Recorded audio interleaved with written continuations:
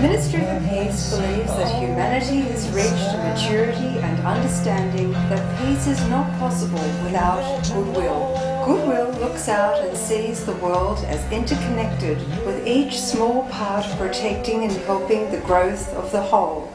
Goodwill looks out and sees beauty in diversity and sees the unity in diversity which is humankind. It sees that every person has their place and value. One world, one humanity cooperating and interacting together with the world's nations and their governments working on behalf of the whole.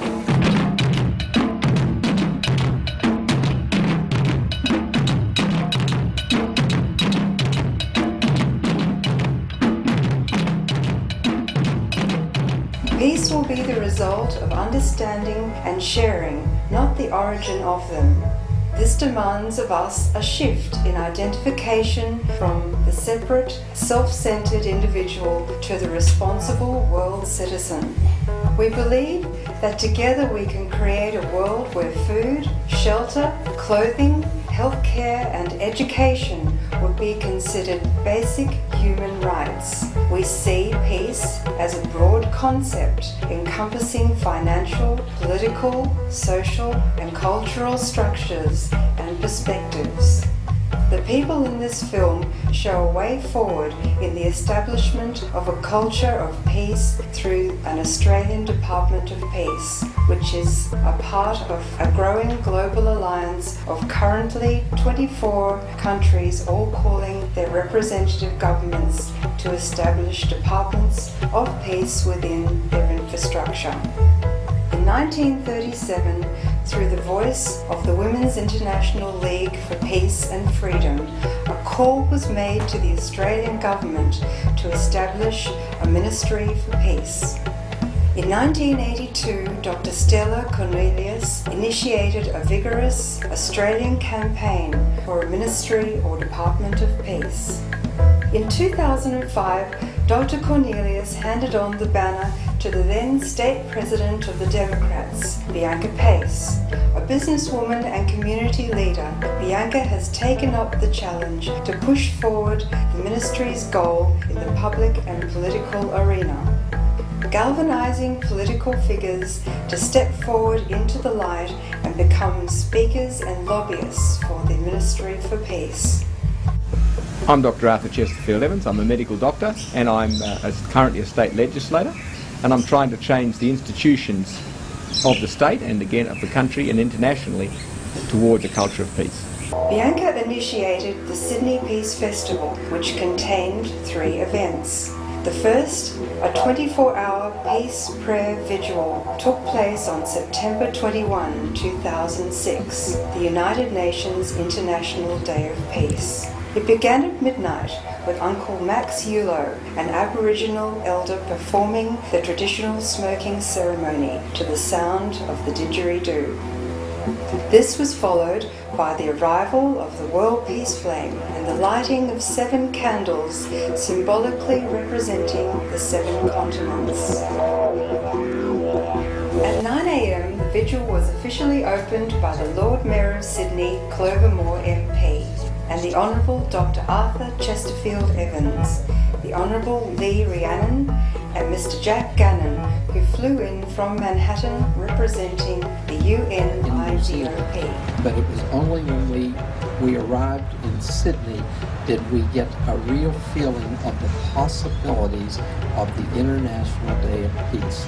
It was attended by representatives from most religious organizations and peace groups: Christians, Buddhists, Jewish rabbis, Muslims, Hindus, Sikhs, Baha'is, Brahmakumaris, African drumming, Zoroastrians, Quakers, and many more.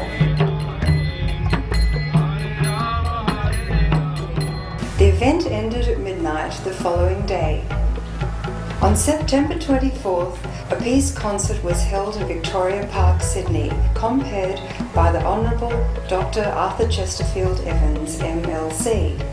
The New South Wales Premier was represented by Linda Burney, Minister for Fair Trading and Minister for Youth. Consul Generals were invited to send along a folkloric dancing troupe to represent their nation. Displays of dancing from countries such as Poland, Indonesia, Lebanon, Ecuador, Italy were some of the nations represented. From opera singers to pop singers, all were invited to perform for peace.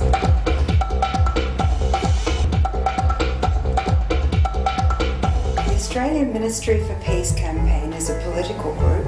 Its purpose is to call on the Australian federal government to establish an officially recognised and fully funded Department of Peace, which would be accountable and responsible to the Australian people. Will ensure that all government departments and instrumentalities adhere to and practice a culture of peace, both in Australia and overseas. To that end, the next step taken by the Ministry was in full accord with their stated agenda. On October 5th, the Ministry for Peace held a political forum in Parliament House, Macquarie Street, Sydney. Professor Kerryn Phelps, immediate past president of the Australian Medical Association, acting as facilitator, introduced in turn the speakers on the panel.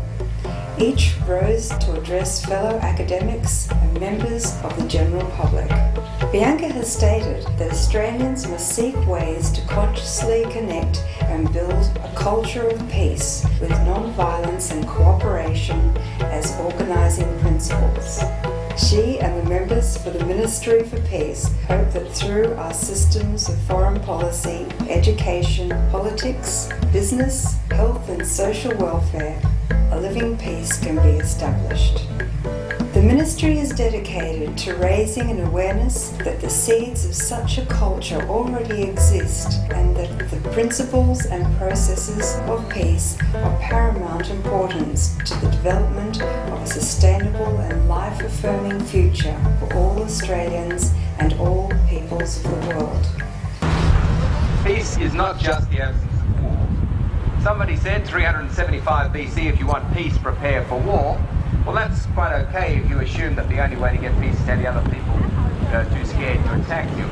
Generally, if you want something, you work for that. You don't work for the opposite. So that if you want peace, the smart thing to do is work for peace. It's really Imagine a world of remarkable beauty and safety. Imagine the difference you can make. Please imagine.